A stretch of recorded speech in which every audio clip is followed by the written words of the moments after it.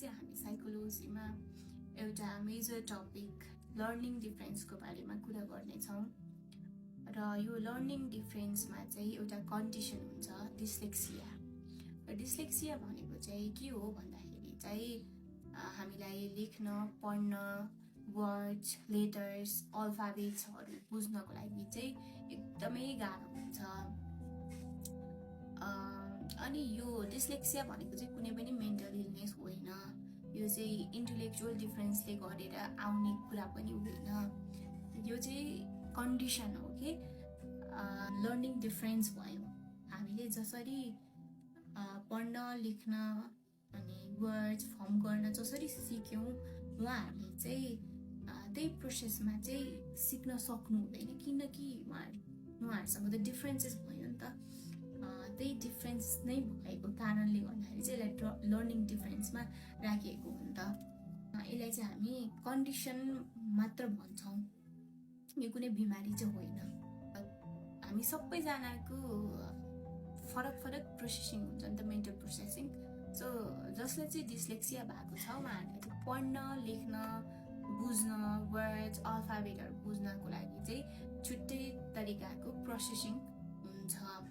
अनि उहाँहरूलाई चाहिँ एउटै तरिकाले बुझाउन खोज्यो अथवा सिकाउन खोज्यो भने चाहिँ उहाँहरूले त्यो कुराहरू सिक्नु हुँदैन अथवा बुझ्नु हुँदैन भनौँ न। यसको लागि चाहिँ एउटा एक्जाम्पल हामी मुभीबाट लिन सक्छौँ। जस्तै कि तारे जमिन परमा चाहिँ ईशान अवस्थीलाई डिस्लेक्सिया भएको हुन्छ। अनि सुरुमा चाहिँ कसरी देखाइएको हुन्छ त्यो बच्चालाई भन्दाखेरि चाहिँ उसलाई लेटर्स वर्ड्स अनि त्यो म्याथ्समा चाहिँ उसलाई एकदमै गाह्रो भएको हुन्छ नि, किनकि त्यो टर्म नै बुझ्दैन अनि उसलाई फरक तरिकाले सिकाइएको पनि हुँदैन। अनि कतिवटा सिनमा चाहिँ त्यहाँनिर वर्ड्सहरू माथि माथि उडेको देखाइएको छ अनि बीलाई डी डीलाई बी लेखेको देखाइएको छ। त्यो चाहिँ किन भन्दाखेरि चाहिँ उसले चाहिँ त्यो वर्ड्सहरूलाई बुझेकै हुँदैन कि, उसको मेन्टल प्रोसेसिङले त्यो ग्राप्स गरेकै हुँदैन, त्यही भएर चाहिँ अलिकति फरक तरिकाले देखाइन्छ। अनि जब ईशानले चाहिँ असाइनमेन्टहरू गर्दैन थियो त्यसपछि चाहिँ टिचरहरूले उसलाई पनिसमेन्ट दिनुहुन्थ्यो है।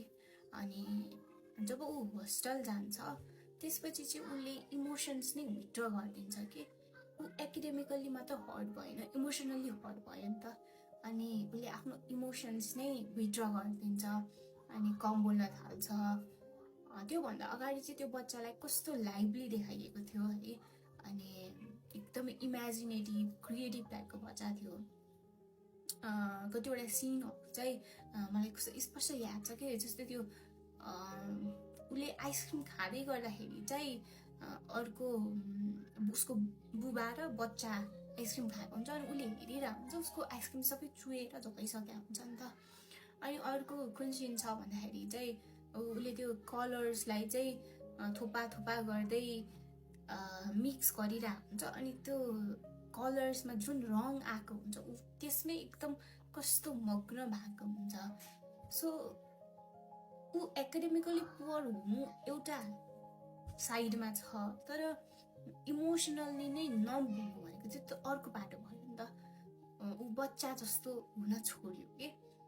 तर जब अर्को नयाँ टिचर आएर उसलाई बुझ्नुहुन्छ अनि उसको के प्रब्लम छ भनेर डिस्कभर गर्नुहुन्छ त्यसपछि चाहिँ त्यो बच्चामा इन्करेजमेन्ट आएको देख्न सकिन्छ, जुन चाहिँ आमिर खानले जुन टिचरको रोल प्ले गर्नु भएको छ त्यो टिचर्सद्वारा ल्याइएको हुन्छ। उसलाई चाहिँ इन्करेजमेन्ट आउँछ अनि त्यसपछि पेन्टिङ गर्थ्यो, त्यो पेन्टिङको जर्नी पनि एकदम अपग्रेड हुँदै जान्छ, लेटर्सहरू बुझ्न थाल्छ। सो यो कुरा चाहिँ के क्लियर हुन्छ भन्दाखेरि चाहिँ डिस्लेक्सिया भएको मान्छेहरू चाहिँ बुझ्न नसक्ने इन्टेलिजेन्स नभएको भन्ने हुँदैन। अब हामीले चाहिँ के सिक्नुपर्छ भन्दाखेरि चाहिँ डिस्लेक्सिया भनेको चाहिँ क्रिएटिभिटी नलेज इन्टेलिजेन्ट कमी भएर हुने होइन, यो चाहिँ एउटा कन्डिसन भयो। उहाँहरूले चाहिँ फरक तरिकाले बुझ्नु हुँदो रहेछ, त्यही भएर हामीले चाहिँ त्यही तरिकाले सिकाउन सक्नुपर्ने हुन्छ।